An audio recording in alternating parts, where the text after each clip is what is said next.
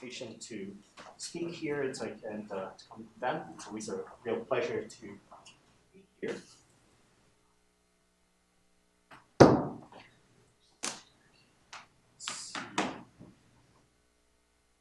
All right. Okay. So so I'll be talking about at a high level geometric mechanics formulations for field theories. This is joint work with Evan Golick, who's in the audience, James Hall, Tomoki Osawa, Brian Tran, who's also in the audience, and Joris Frankenschäfer, very generously funded by the NSF, Air Force, Silence, and a bunch of other agencies. So let me sort of give you a brief idea of what geometric mechanics is. And at a high level, this is the study of analytical mechanics using differential geometric and symmetry techniques. And traditionally, it's like the approach it's like one takes is either Lagrangian mechanics described in terms of Hamilton's principle, the variational principles, or Hamiltonian mechanics, which is typically described in terms of symplectic and Poisson structures. And in that context, you typically have problems which involve symmetries, and these are then it's like associated with conservation laws and momentum maps via what's called Noether's theorem. And when you're studying problems of symmetry, it's oftentimes the case that you're interested in looking not just at solutions, but equivalence clauses of solutions, and then this leads to the idea of what's called reduction theory. Okay.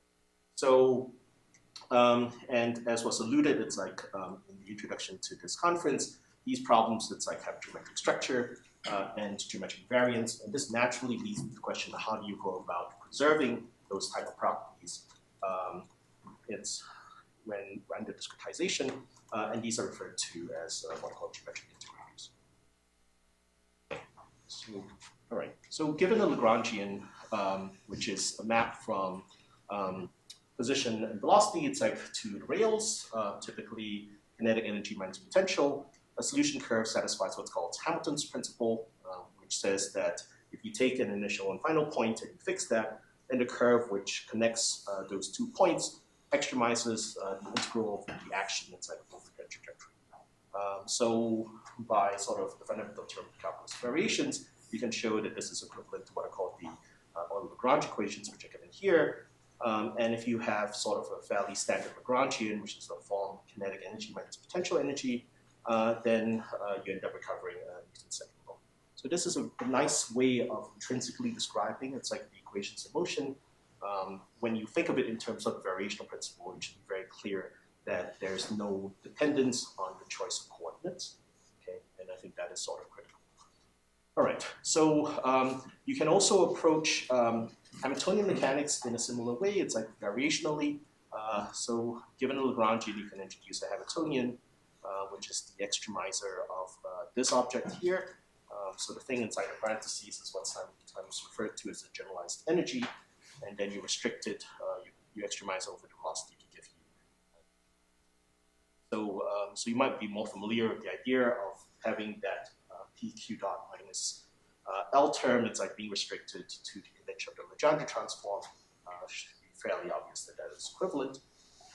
Then once you have this, it's like you can introduce what's called Hamilton's space-based variational principle, which essentially writes down the Lagrangian in terms of the Hamiltonian, and then extremizes it again over curves, and this gives you Hamilton's equations.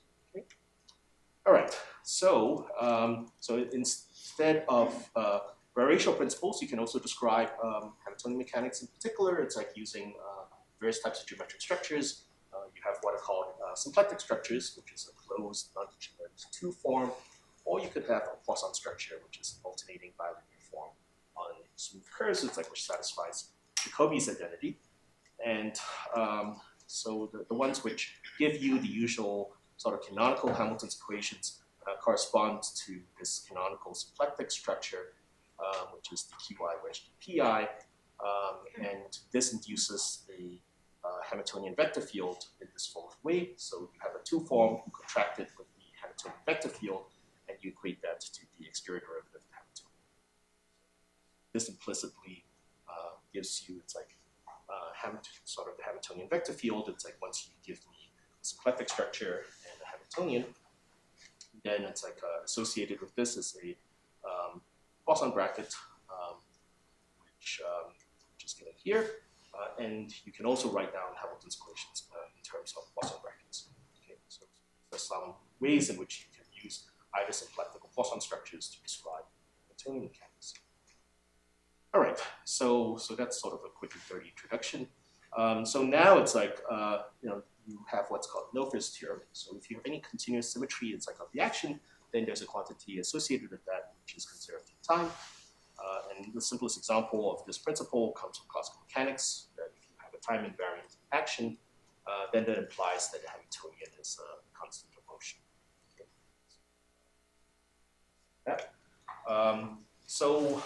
You can generalize, or you can sort of make this more precise. It's like through this notion of what's called a momentum map.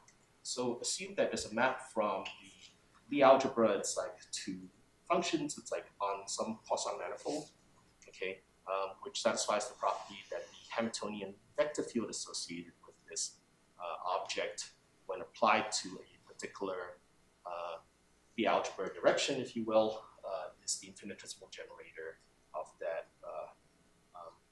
the algebra element. And so what this is basically saying is that if you look at this, the algebra element, it generates a curve. And then if you take the linearization of that curve, this gives you what's called the infinitesimal generator.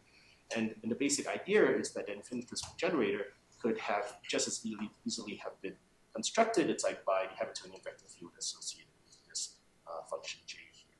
Okay, so if you have this linear map, then you can sort of put everything together to give you what is called a momentum map, which thinks of this linear map as being an element of the dual of or taking values of the dual of the algebra. And so the basic point then is that Noether's theorem states that this sort of equivariance, it's like, invariance of the Hamiltonian with respect to this algebra direction, okay, gives you the associated momentum map, and this momentum map is a constant of motion. Okay, so essentially what that means is that there's a correspondence, it's like between symmetries and conservations. All right, so let's look at an example of this.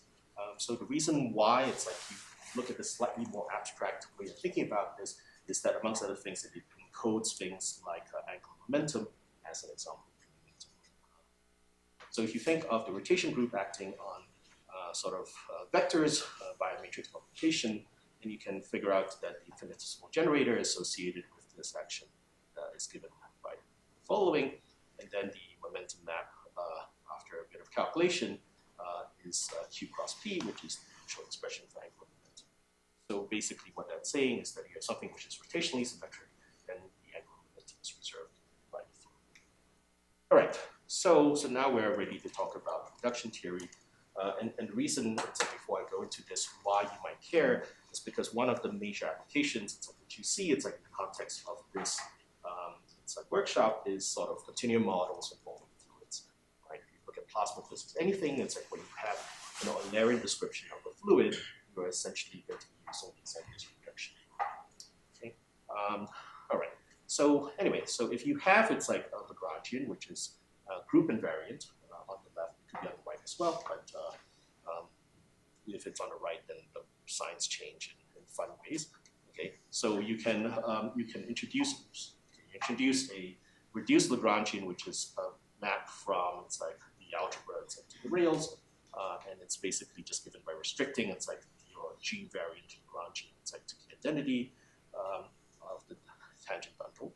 Then what you want to do is you want to associate a solution curve G of t of the all Lagrange equations onto the group to a curve, it's like onto the algebra by sort of left trivializing, it's like okay. And so associated with this curve G is a curve to C on the algebra, and you can ask whether or not that curve on the algebra satisfies the variation principle.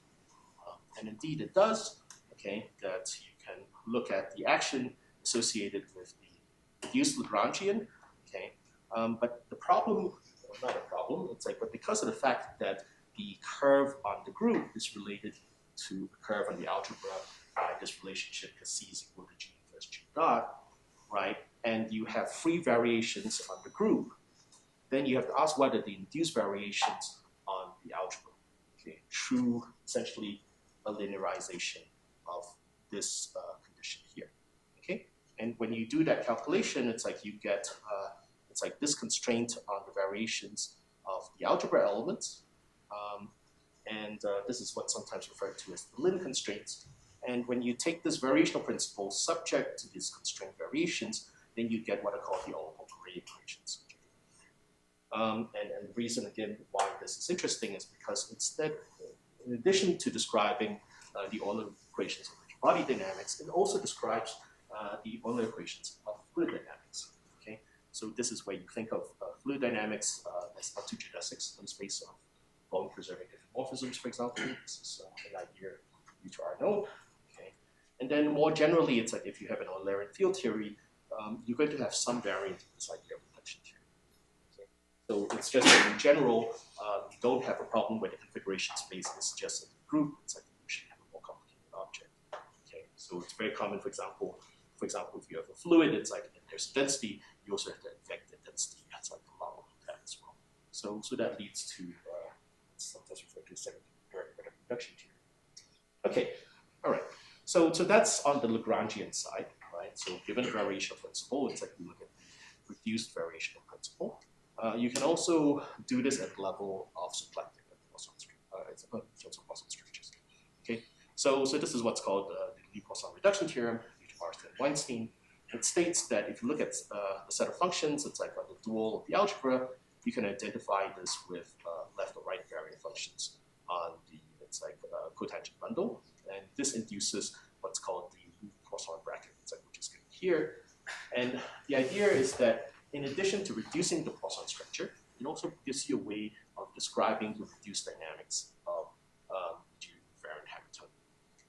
Okay, so associated that is what's called the Lie-Poisson equations, and typo there, sorry. This leads to, and once you have the solution, you can do what's called a reconstruction to give you back the curve on the group. Okay, and this is described in terms of this reduced Hamiltonian here. Okay, so so one of the things I wanted to emphasize in this talk is the idea that, despite the fact that traditionally we tend to think of Hamiltonian dynamics in terms of symplectic and Poisson structures, this is not necessarily the case, right? You can describe them in terms of variational principles, and as Brian will mention, this idea of thinking of things in terms of variational principles leads to certain nice discretizations, and so I just wanted to put that in your mind. And so there is a Lie-Poisson variational principle. It says that if you look at a curve, which is an algebra element and a dual to the algebra element, okay, then this thing is a critical point of the following action, subject to these constraint variations as before. Okay, so the thing to keep in mind here is that this variational principle doesn't live on dual to the Lie algebra, right? But it lives on this space, which is the Lie algebra across the dual to the Lie algebra. And the reason why I think this is an important point to make is because, when you think of Hamiltonian mechanics, it's again, you tend to think of things as just being described on the cotangent bundle, and things like that. But as we'll see at various points, hopefully through this week, that this is really a bad way of thinking about Hamiltonian mechanics. It's not an intrinsic way of thinking about this. And one hint of this is this reduction theory, and another hint comes from discrete mechanics. Okay, so with that in mind, I wanted to introduce this idea of what is called Dirac mechanics. And Dirac mechanics can be viewed as Dirac structures, right? Can be viewed, and Dirac structures were introduced by Ted Courant, who was a student at Weinstein. And this can be viewed as a generalization of symplectic and Poisson structures. And the idea then is that we can use this to construct what are called implicit Lagrangian and Hamiltonian systems. And the reason why that's potentially of interest is because they provide a unified geometric framework for studying degenerate, interconnected, and non-homomorphic Lagrangian and Hamiltonian mechanics. So if you ever heard of the term part Hamiltonian systems, which is a very popular way of describing it's like the interconnection of systems, that fits within this framework of using sort of Dirac structures. Okay, so associated is like with this is this idea of an associated variational principle, and there's what's called the Hampton-Pontryagin principle, which is a variational principle on the Pontryagin bundle, which is the Whitney sum. It's like of the sort of the tangent bundle and the cotangent bundle. You should think of it as position, velocity, and momentum, if you will, in terms of local coordinates. And this unifies Hamilton's principle, Hamilton's phase-space principle, and the Lagrange-Lambert principle, which is relevant if you're doing non-homogeneous mechanics. And it gives you this variational characterization of implicit Lagrangian and Hamiltonian systems. Okay, so what I mean by this principle, so you consider this Pontryagin bundle, which again has a local coordinates, velocity, momentum, and then you introduce this Hampton-Pontryagin principle here. So intuitively, what you're doing is that you're relaxing the condition that's like that velocity is the time derivative of the position. Okay, so you think of Q and V as formally being independent, but then you reimpose it with a Lagrange multiplier. It's like, okay, and that choice of P as a Lagrange multiplier is not an accident. That P is actually meant to be a limit. Okay, so you're imposing the second order curve condition that V is equal to Q dot via a Lagrange multiplier, which I have P instead of lambda. And so if you take variations in position, velocity, and momentum, it's like you can do usual calculations, you do the usual integration by parts, it's like at the appropriate point, and you get the following expression. Obviously somewhere along the lines, use the property that variation of position vanishes at the endpoints. So this gives you what are called the implicit or Lagrange equations, which you get here. And one thing it's like which is worth noting is that this allows you to describe, at least at a continuous level, degenerate Lagrangian systems as well. Because what happens with a degenerate Lagrangian system is essentially that your Lagrange equations degenerates in part as from being second order to first order. And you don't have enough equations to evolve the thing forward unless you impose what's called the primary constraint, which is that the momentum is the image of the Legendre transform. Okay? So that is explicitly showing up here, right? This is essentially just the primary constraint term.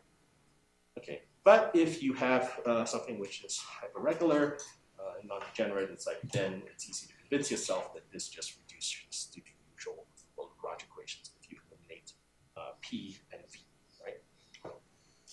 Okay, so you can also introduce what's called the Lagrange-Lambert Pontryagin principle, and this is where you introduce some sort of constraint distribution. So the constraint distribution is I can encode things like interconnections. You can also encode things like non-homogeneous constraints. No requirement that the constraint is integrable.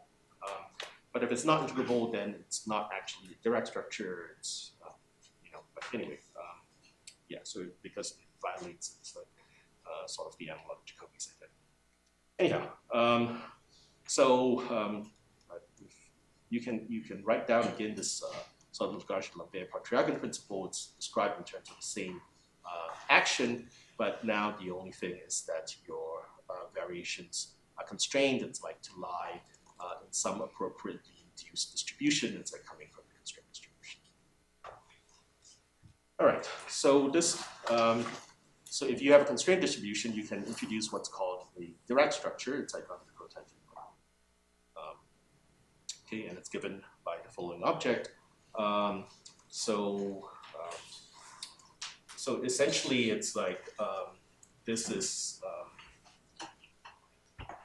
somehow constructed. It's like in the right way so that the Dirac structures can induce a generalization of the condition that it's like you can write down the Hamiltonian vector field in terms of the symplectic structure and the Hamiltonian, the obscure derivative of Hamiltonian. And essentially, it's like the idea is that without constraints, examples of Dirac structures include the image of the symplectic structure. So what I mean by that is that you take the vector field and you map it to the contraction of the symplectic structure by the vector field. Then you get a map from vectors to covectors. Okay, and you look at the graph of that object, and that is an example of a Dirac structure. Okay, And that's an analogous idea. It's like with Poisson structures. And if you have a symplectic structure which is associated with a Poisson structure, and you look at reduced Dirac structures, they give you the same reduced Dirac structure.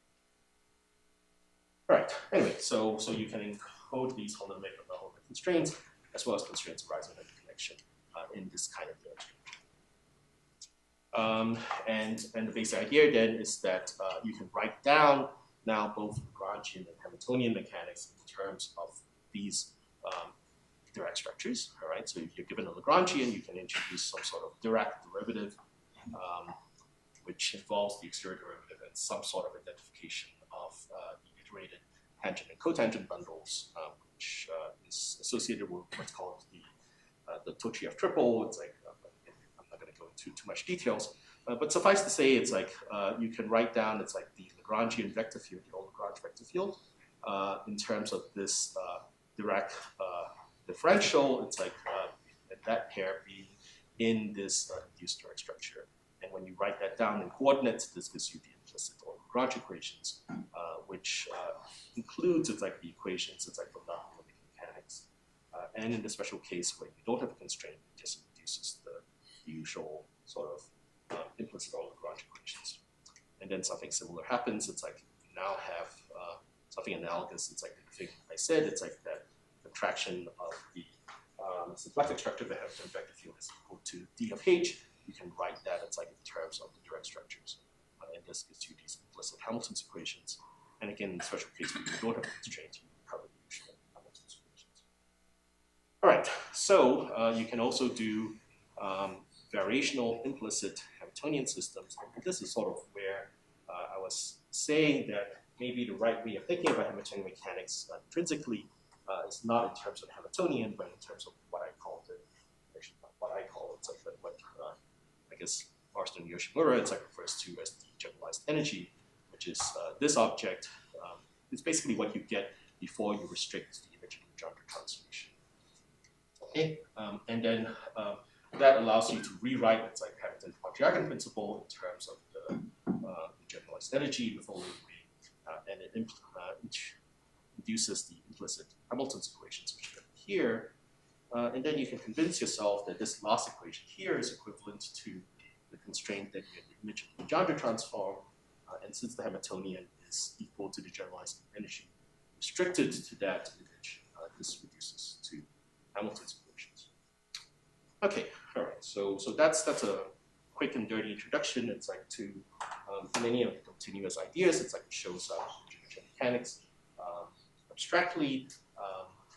You know, it's like the part is like which is perhaps I haven't really sort of done justice to is the stuff of reduction theory, where you look at configuration spaces which are not just in group.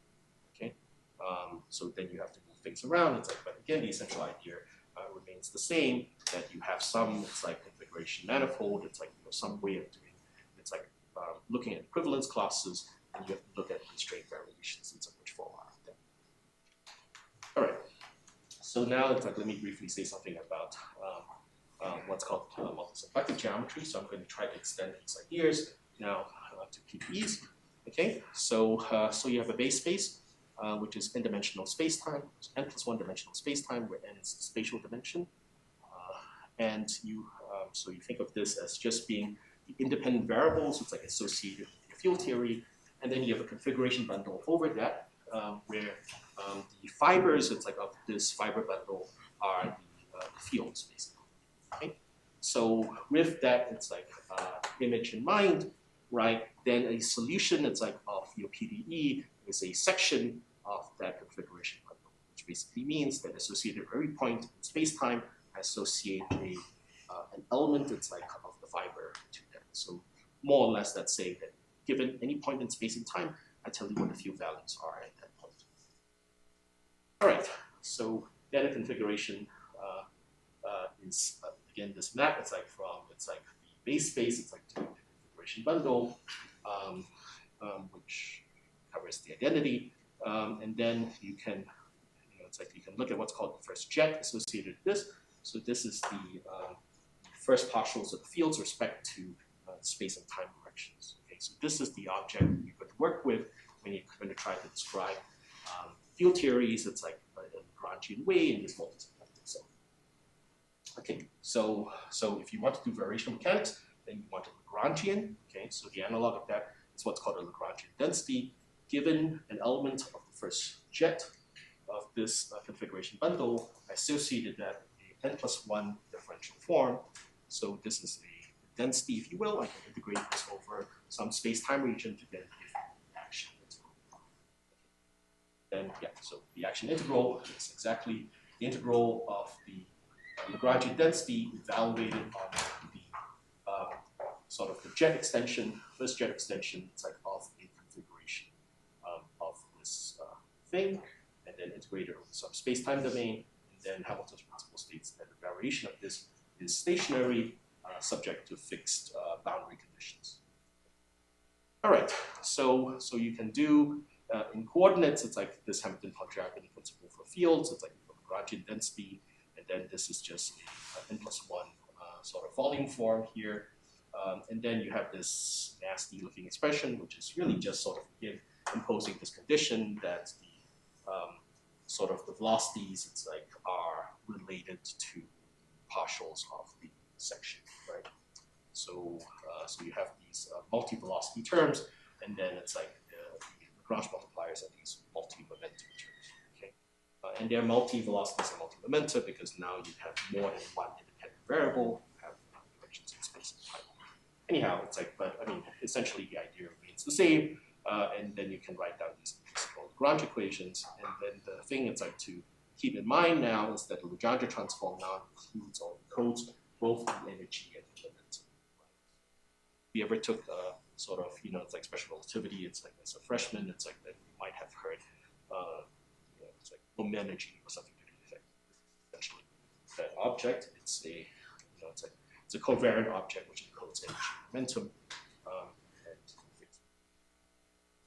Okay, so that was the variational principle, and as you might expect, it's like there's an associated geometric structure to this as well, and this is what's called the canonical multisymplectic n+2 form. It's like on the dual of this first jet bundle, and sort of look by, it's like so you given this, it's like n+2 form. It's like you can look at the contraction of it by an n+1 multi-vector field in the following way. And then this graph, it's like induces essentially a multi-Dirac structure. Okay, given this multi-Dirac structure, you can write down it's like the implicit Lagrange equations in the following way, again in terms of this generalized language. Okay, so now it's like let me start saying a little bit about it's like some of the questions it's like which sort of on the horizon. So of course you probably know it's like that in 2015 it's like gravitational waves it's like were observed it's like by the Advanced LIGO project. Gravitational waves were predicted by Einstein as ripples it's like in the fabric of space-time back in 1960. Okay? And so the original motivation it's like for it's like putting a lot of effort it's like in the LIGO project it's like numerical relativity was the idea that initially they thought that they weren't going to be able to directly observe it's like these gravitational waves because of the and what they needed to do was to basically create it's like these waveform signatures and then try to use advanced signal processing techniques to see what those waveform signatures sort of existed in the data, but it turned out that the data was actually much better. But nevertheless, it's like being able to do this forward solve problem where you're trying to it's like given it's like astrophysical properties it's like of the celestial objects you're working with, and then computing gravitational waves. It's like this forward problem is extremely important for the inverse problem, which is that it's like now that we know that gravitational waves exist, it's like the other thing it's like we care about is whether you can use this to do gravitational wave astronomy, which is to say infer it's like from those signals properties of the astrophysical objects which are involved in generating them. Okay, and towards the end we need to have good numerical methods for doing this. All right, so anyhow, so these Einstein equations, it's like have a variational description in terms of what's called the Einstein-Hilbert action. And this is described in terms of Lorentzian metrics. And you can use this to induce what are called the Einstein field equations. And this is a second-order gauge field theory where the space-time diffeomorphisms act as the gauge symmetry. Okay? So you might ask, it's like, what's the difference between a symmetry group and a gauge symmetry group? And the essential difference is that now you have a symmetry action, but this symmetry action depends on every point in space. So it's the idea of rigid versus non-rigid symmetries. And essentially, one way of sort of thinking about this is that if, it's like maybe you're familiar, it's like with quantum mechanics and the idea that physically the only thing you can observe is the magnitude of it's like the wave function. So what that means is that you can tweak the phase of the wave function anywhere it's like in the space-time region, and you don't have to tweak the phase it's like uniformly in space and time. You can do this, it's like at every point in space and time you can tweak it by a different phase, right? So that's an example of gauge symmetry because it's not rigid over all space-time, but at each point in space-time you have a group element. That's all that the essential intuition. All right, why is this important? This is important because, so gauge symmetry is a continuous symmetry, which leaves, it's like continuous local symmetry, which leaves the system physically distinguishable. And the consequence of this is that the Lagrangian equations are underdetermined in the sense that the evolution equations in and of themselves are insufficient to propagate the fields. And then the other thing is that you have what are called kinematic versus dynamic fields. So these kinematic fields, which are sort of gauge fields in some sense, have no physical significance, but the dynamic fields and their conjugate momenta, it's like no physical significance. At the same time, it's like the Lagrangian equations are also overdetermined in the sense that you are not allowed to use arbitrary initial data, and the initial data on a space-like hypersurface, which is where you set up the initial value problem, it's like has to satisfy a constraint, typically some sort of elliptic like P. Okay? And the claim is that these degenerate systems are naturally described using direct mechanics. Okay, so let's look at an example which is closer to people's hearts. So if you have electromagnetism, you have Maxwell's equations, you can write down Maxwell's equations in terms of the scale of vector potentials in the way, and it's easy to convince yourself that the following gauge transformations leave the equations invariant. And then associated with those gauge symmetries is the elliptic constraint in initial data, which are these Cauchy initial data constraints. Which just superscript bracket 0 just means on the initial Cauchy surface. All right, so how do you typically do this, right? So if you are a PDE theorist, it's like then what you usually do is you impose what are called gauge conditions. Okay, so you fix a gauge, which in the language of geometry is more or less for picking a sort of representative element of something like this class and so on. Okay, all right. So you fix the gauge condition. It's like, and you can choose different gauges. You can choose what's called the Lorentz gauge, which is here, or the Coulomb gauge, and then this allows you to rewrite that's like Maxwell's equations in such a way that you can actually solve them. So what's the problem, right? So if you've ever taken a class on electromagnetism, it's like out of Jackson, God help you, then you probably know that it's like gauge conditions are a little bit of a black art. Right? It's if you pick the right gauge conditions, your life becomes simple. It's like you can solve the problem. When you pick the wrong one, then it's like you're just in a phenomenal amount of hurt. Okay, but all right, we're going to try to do this numerically on problems which we don't know the analytical solutions to, right? So how the heck do you pick those gauge conditions, right? Because it is a chicken and egg problem, right? The gauge conditions we choose oftentimes are associated with the dynamic properties of the solution. So if you pick the right one, associated with the right behavior, then everything is nice. Okay? Don't, it's like that you have a problem. And why do you think that there is a global gauge condition which works, right? So none of those things, it's like are valid assumptions, especially if you're dealing with something like relativity. Okay, so this I think is really one of the questions which is pressing if you're trying to look at discretizations of gauge field theories. Is this, you need to get away from the idea that someone just hands you the appropriate gauge conditions. It's like to make your problem solvable, right? You need to think about the gauge conditions as being part of the evolution process, part of the computational process. Maybe you have to do this adaptively, but you have these things. So the point is that there is no systematic way to decide which gauge to use for the problem. And these are the problems you would want to apply the hammer of the computing. All right. So anyway, so I don't have the answer to that, unfortunately, but I think it's an interesting question. So all right. So what's the associated Noether theorem for gauge theories? There's some sort of Noether current, and then if you integrate this Noether current over some space-like region, it's like you get a concept called the Noether charge. Okay, so the Noether currents associated with electromagnetism are given here. Then the Einstein-Hilbert action, it's like the relativity yields what's called the stress-energy tensor, which is the Noether charge for space-time with involves symmetries. Okay, so again, it's like what are the implications for numerics, right? So when we study relativity, it's like relativity is an incredibly geometric description, right? It doesn't depend on coordinates. So, so the natural question then is to ask, how do you go about constructing, it's like numerical methods which respect this general covariance, it's like of the field theory.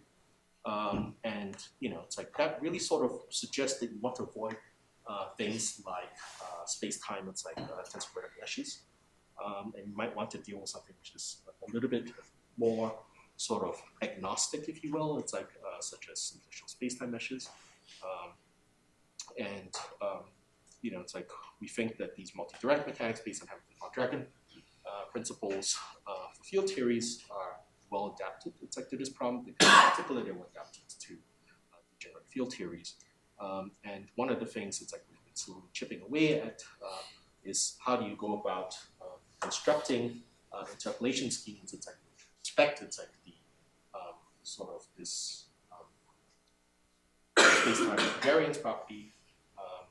And what we'll see, it's like in the rest of the talk, is that one way to do this is to try to build finite element spaces which transform in a covariant. Okay. And the reason why you want to do this is because the claim is that group-equivariant based on finite element spaces lead to gauge-invariant variational discretizations. And this ultimately leads to some sort of multiple conservation. All right. So you sort of know what Hamilton's principle is now, hopefully at some level. Okay, so but now I'm going to sort of give you some idea about discretization.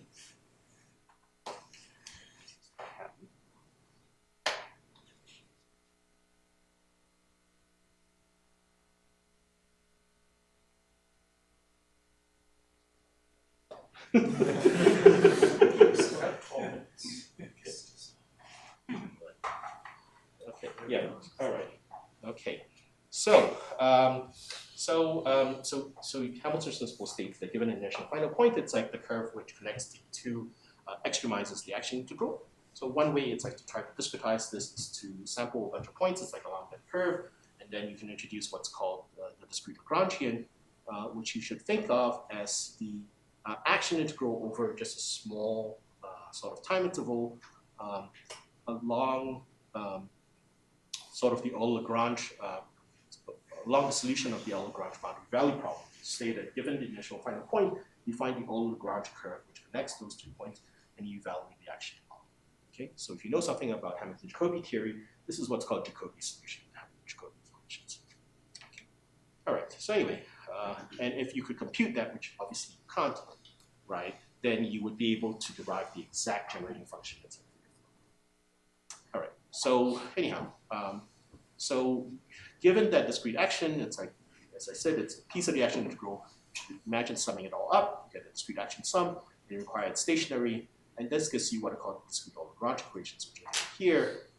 And then there's a, so this implicitly gives you a map. It's like from pairs of points. It's like the previous and current solution to the current and new solution. Okay, so it's a two-step method, if you will. It's like in the language of numerical ODE methods. And if you don't like two-step methods, it's like then you can think of it as a one-step method if you introduce the momentum folding. Okay, and if you write down the sort of momentum folding rate, then it should be very clear that this is basically just a symplectic map, because this is a description of a symplectic map in terms of type 1 generating functions. Okay, so this can be applied to a bunch of different things. It's like can be applied to articulated rigid bodies, can be applied to biomechanical systems. With my group, we've applied it to it's like bouncing objects. It's like in particular things with sharp interfaces. So economy, it's like actually a cool dice simulation, and then it can be applied obviously to field theories as well. All right. So associated with it's like these methods, it's like are a bunch of what I call meta theorems, which basically say that if you have this discrete Lagrangian and you can construct it in such a way that it respects it's like this symmetry, then there's a discrete momentum map, which is observed by the flow. This is a discrete Noether theorem. And then the other thing is that it's a way of describing it's like things in terms of describing the order of accuracy. It's like a method in terms of what's called variational error analysis. So if you have this computable discrete Lagrangian and it approximates this exact discrete Lagrangian to a certain order of accuracy, then you have a numerical method which has that same order of accuracy. Okay? You might ask, well, how do you actually characterize this? And like all things in numerical analysis, you tailor expand tactile stuff, and then it's like compare things term by term. Okay, so you can do the same calculation here. It's like and that's easier because that's a scalar value function as opposed to Taylor expanding. It's like say you could a method where you have to expand every single stage. It's like and then you need some sort of combinatorial construction like rooted trees in order to actually do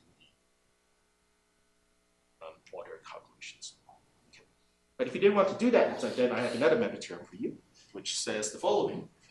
Okay, that I can systematically construct a discrete Lagrangian using two objects, right? A finite dimensional function space and a numerical quadrature method. Okay, and if you give me that thing with synchronized properties, then I will have a numerical method with those properties. And the way you do this is to think of this exact discrete Lagrangian as the extremizer of the action integral over the it's like infinite dimensional space of twice differentiable curves subject to boundary conditions. And then, so there are two objects here which are in some sense infinite, one of which is the integral. So it's like that requires continuous data. And then again, you have these twice differentiable curves, it's like which again is sort of an infinite dimensional function space. So in order to compute with that, I'm going to finite dimensionalize everything. I'm going to replace that twice differentiable curves space with some finite dimensional function space, and I'm going to replace the integral with a numerical quadrature form. Okay, and then somewhere along the lines, we introduced this idea of group-equivariant function spaces. So maybe the best way to describe this is if you imagine a map, it's like so imagine you describe it's like your finite dimensional function space in terms of control points. It's like on a curve, right? You take those control points and you rotate all of them, and you get a new curve associated with that. So ideally, it's like what you would want is that because you rotated all the data and you get a new curve, that the new curve should be related to the old curve by that same rotation. And if you have a finite element space like that, right, then we call that group-equivariant. It's not invariant, but it's equivariant because it transforms the same way as when you transform the data. So the claim is that if you did that, then you get a group-invariant discretization and then satisfy the discrete Noether theorem. And then the other thing is that you have these optimal rates of convergence. So you've chosen a finite dimensional space. And so, it's like one of the things, it's like, and if you look for solutions in that finite dimensional space, then in some sense, the best you can hope for in terms of approximating the solution of the problem is through what's called the best approximation error, right? You want to look at the error with respect to some appropriate norm of the solution versus it's like the best approximation in that finite element space. Okay? And so in general, it's like you can't exactly, it's like, achieve that, but you might be able to achieve, it's like some constant multiple of that error, okay? And so this is what you hope to do. It's like you hope to construct a discretization so that the difference between the exact solution and discretization with respect to some norm is bounded by some multiple of the best approximation error, okay? All right, why is that important? That's important because in some sense, it's like if you look at numerical analysis, the main hammer you have is approximation theory. Right? It's like if you have a PDE or you have an ODE, you do some regularity analysis, a priori it's like estimation, you figure out what function spaces these things live on, then it's like you use your approximation theoretic hat on. It's like and say that if I'm in this approximation space, then there are good, sorry, I'm in this sort of function space, it's like where the solutions live, then there's a good sequence of approximation spaces which I can use. It's like to approximate solutions so that the rate of decay is very fast. Right? So that's essentially all this is coming. All right, so why is this hard in the variational setting? This is hard because what you're doing basically is that imagine you have a sequence of finite dimensional spaces, right, which limit it's like to the one we care about, okay, and then you have a sequence now of these variational problems, okay. So what you have then is that the sequence of variational problems limits to the right thing, but you want to ask whether the extremizers of those variational problems limits to the right thing, right, and that's what's called gamma convergence. And it's not enough for you to prove gamma convergence. You need to show that the rate of gamma convergence is related to this best approximation error. Okay, and that's basically what we need to do. We need to show that it's like that the rate of gamma convergence is related to this best approximation. So the claim, okay, so there are a bunch of regularity assumptions which you typically do in this kind of case, and the claim is that under suitable assumptions, that you actually do have, it's like, control over this rate of convergence, and it is indeed related to this. This is results which are almost 10 years old now, right?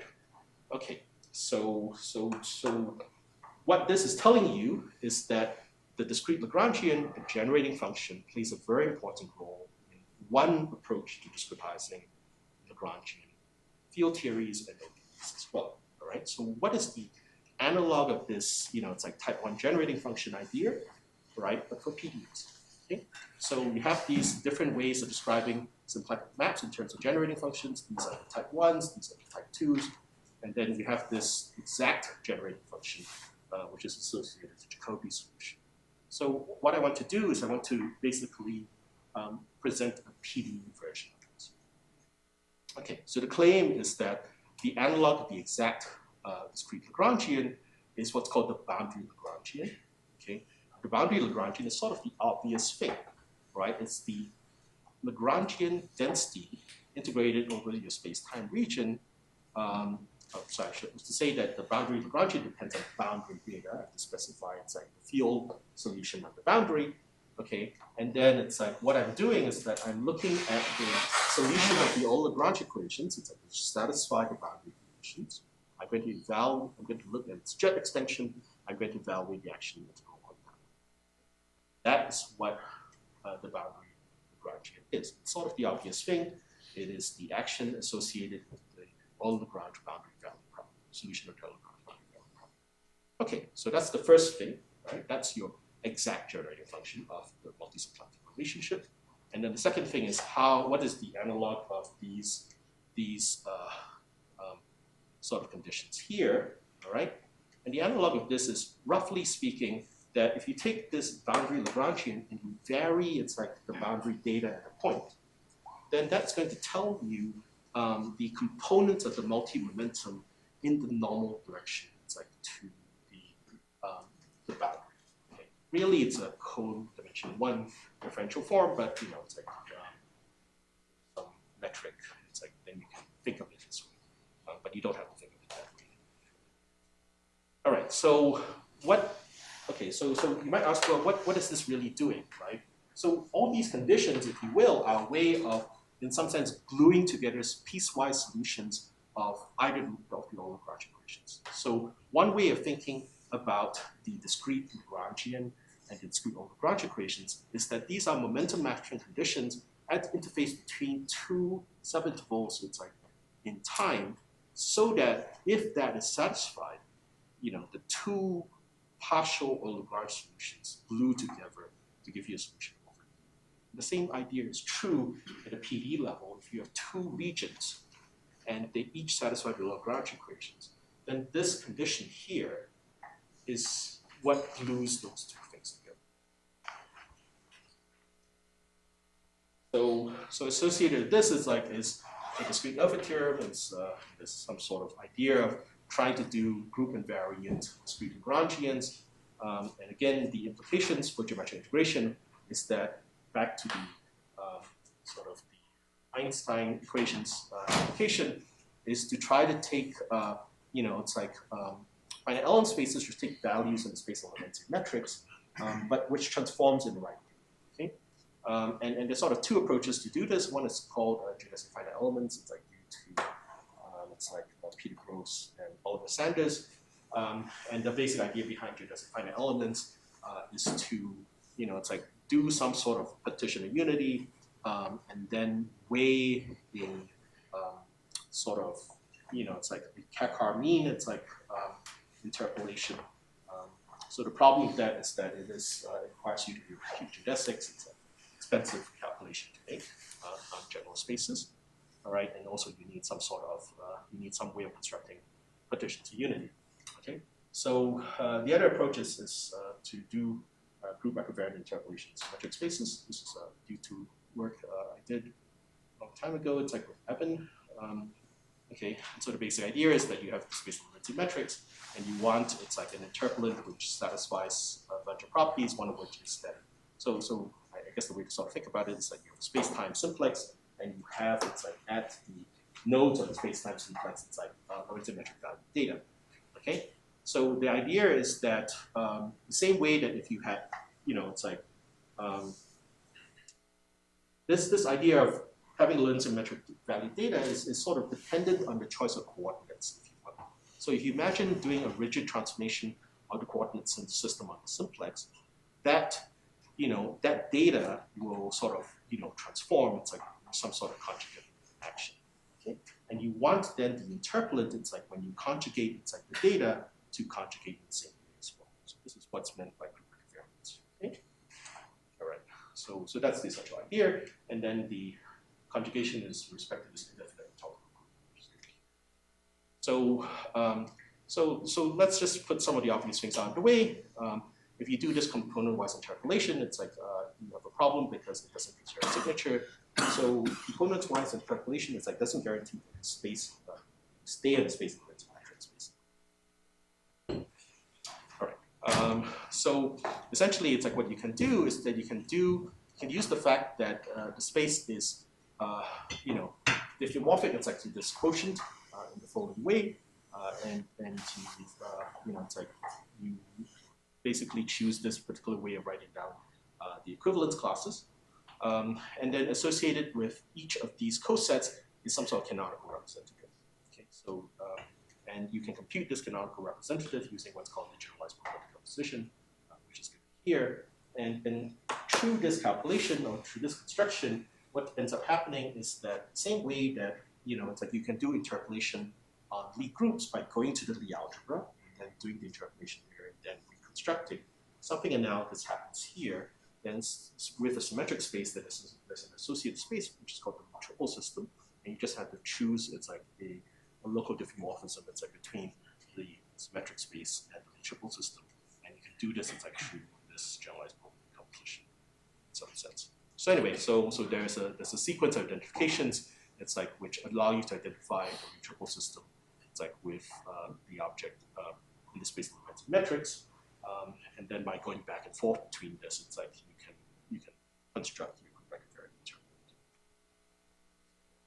So with this, it's like so you can interpolate. It's like the Schwarzschild metric, which is one of the sort of analytical solutions to the Einstein equations, which we know corresponding to spherically symmetric vacuum solutions to the Einstein equations, and you can show that if you interpolated the exact solution using one of these things, then you have the usual rate of convergence you expect. It's like you can get higher order if you use higher order elements as the base interpolant.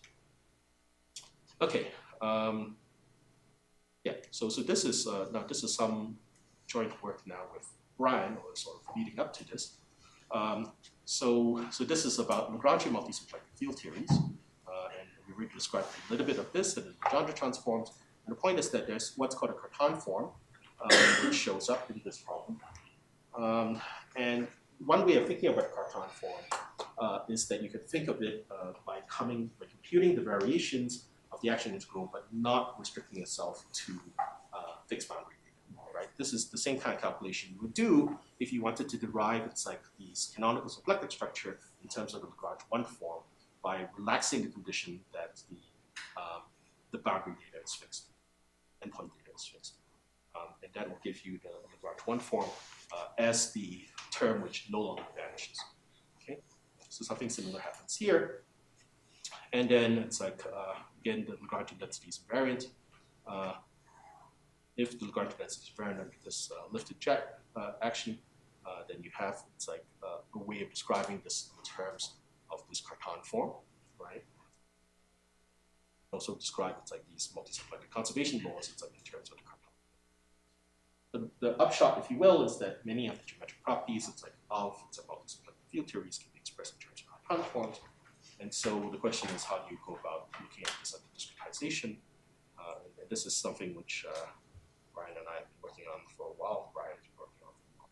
So anyway, so there's this idea of this discrete Cartan form. It's like, and then associated with that is this discrete Noether theorem expressed in terms of discrete Cartan. All right, and the same thing is true for this discrete multisymplectic formula. Okay. So the thing it's like which I think is most interesting is, in fact, this sort of answers a question it's like which was raised as a main thesis it's like in 2004, which says that and it relates to things like discrete exterior calculus, that if you take discrete exterior calculus, it's like then discretize it's like the variational principle for sort of Maxwell's equations, right? Then if you discretize and then take the variations versus taking variations, discretizing, you get the same thing. Okay. So the question is that more generally, under what circumstances is like this discretization can be taking variations? Okay. So this sort of work by Brian, it's like basically addresses that question for problems. It's like which where the Lagrangian density is described in terms of this in terms of sort of exterior derivatives of the fields. Configuration variables. Okay. So basically, the idea is that if you have this first jet, you can discretize it in two ways. You can first project it in the finite dimensional space and then take the jet extension, or you can first take the jet extension and then finite dimensionalize it. Right. And the point is that in general, those two things don't commute.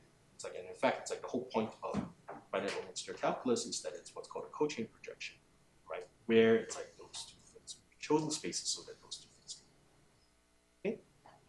So the point is that these are not equivalent in general, and yeah, finite element exterior calculus it's like tries to address this. It's like to the concept of what called Cochain projections, and it turns out that Cochain projections are important. It's like for the numerical properties of your mixed finite element discretization, because it's related to what's called the IMSU condition, which more or less says that under discretization, it's like this inverse operator is bound in some sort of operator, induced operator. And all right, so the point is that if you have it's like some sort of action and you discretize it with a Cochain projection, and then you take the variational principle, that this is equivalent first taking the variational principle and then discretizing with that sort of Cochain projection space. Okay, and the point is that in general that's not true. All right, it's not a consequence of it's like the chain rule that this is true. It's like you can easily check that, so that's one thing. The other thing then is that what that basically means is that the discretization it's like of this. Discretization of this is basically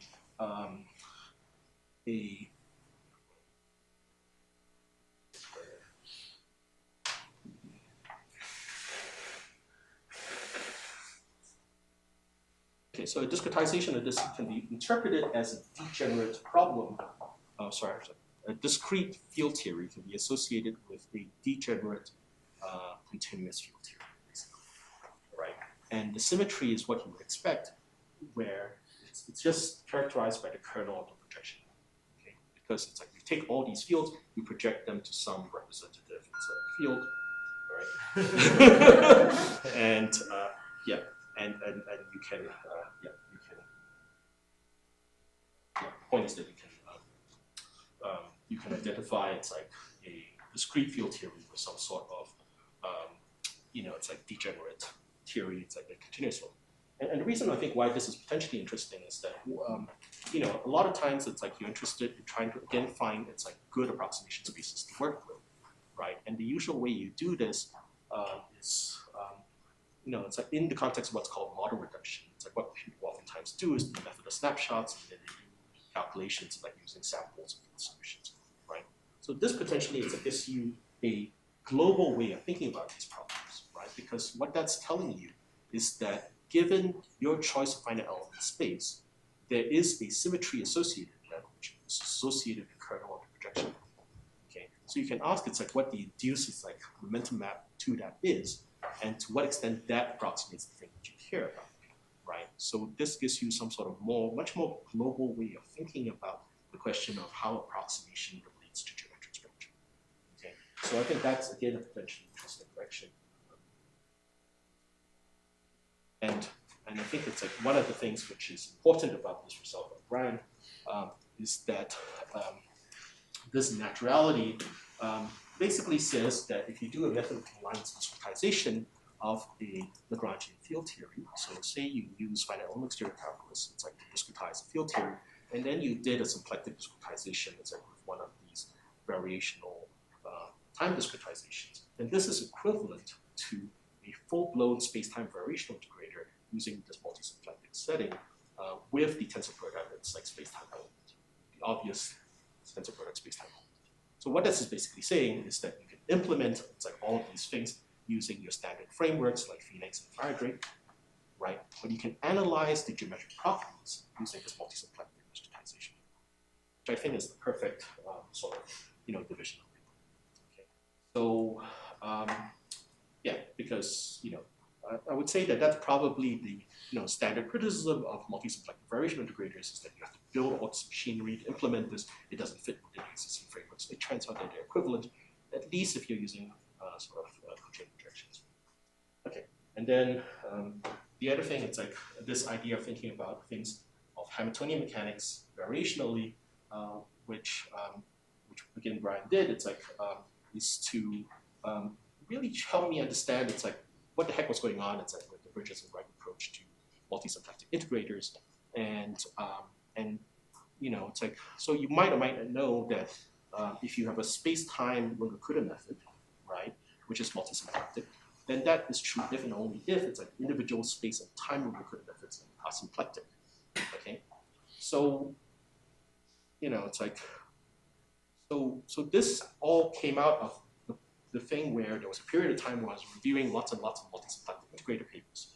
And it felt like every single paper, it's like just was a horrible sort of direct calculation that the method was multisymplectic and it satisfied multi-conservation, where there are basically pages and pages of very boring calculations and very little words. Okay? So it felt like there should be a variational way of doing things, and the upshot of the variational way of doing things is that it gives you all these meta-theorems which allow you to say that if you follow this crank, you automatically get methods which are nice, right? So it really felt like there should be a way of describing things. But if you think about that, if you have a space-time Runge-Kutta discretization, and you could find some way to throw it into this variational integrator, it's like setting, then where the heck does this condition that the space-time that's like components of the Runge-Kutta method are symplectic come from, right? Because I just told you that this construction automatically gives you a method which is multisymplectic. So it can't possibly be that the condition that the method is multisymplectic is what gives you this space and time condition. Okay, and indeed it isn't. Okay, so it turns out that what happens is that when you do this space-time Runge-Kutta discretization, it is overdetermined because if you integrate in space and then time versus time and space, in general you get different answers. So it's basically a zero curvature condition. A condition that you have a well-defined reconstruction is what gives you the condition that the space and time methods have individually symplectic. So it's a consistency condition. It's not a condition which comes from multisymplecticity. Anyway, so with that, let me just sort of summarize by saying that gauge field theories exhibit gauge symmetries that result in degenerate field theories. And these can be described using multi-Dirac mechanics, multi-Dirac structures. And I've sort of briefly described a systematic framework for constructing and analyzing Ritz variational integrators and how you extend this to Hamiltonian PEs. And that some of the objects which come to mind are these group-equivariant finite element spaces, and they're important for eventually developing it's like multi-momentum conservation, multi-momentum conserving variational integrators. And you can do this, it's like with symmetric space value elements by using some sort of generalized polar decomposition. And if you want to discretize Lagrangian field theories, it's like, at least in the classes where the Lagrangian density depends on the external derivative, then it's like these Cochain projections play a very, very natural role in pairing it's like with variational discretization. So they're complementary, they come together. They're not a substitute for each other.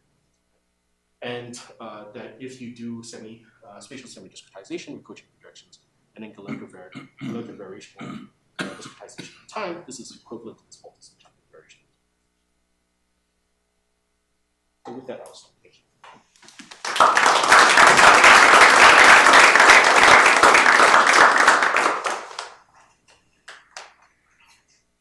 Time for questions. So I think we'll start in the room. Yeah. Hi, Evan. Thanks for this nice overview. I have a question regarding the Dirac structures. You mentioned the connection to all Hamiltonian systems. There are more details if they're equivalent or is one subclass in the other. And maybe a related question with the Lagrangian point of view, like the Cochain-based relation viewpoint, could this be interpreted as a point Lagrangian? Yeah, so yes, thank you for the question. Yeah, so if you look at the mathematics behind point Hamiltonian systems, they are built on Dirac structures. And they're built, it's like using this kind of geometric way of thinking about Dirac mechanics, basically, right? The ones which are described in terms of Dirac structures. And there's a slight difference in how you treat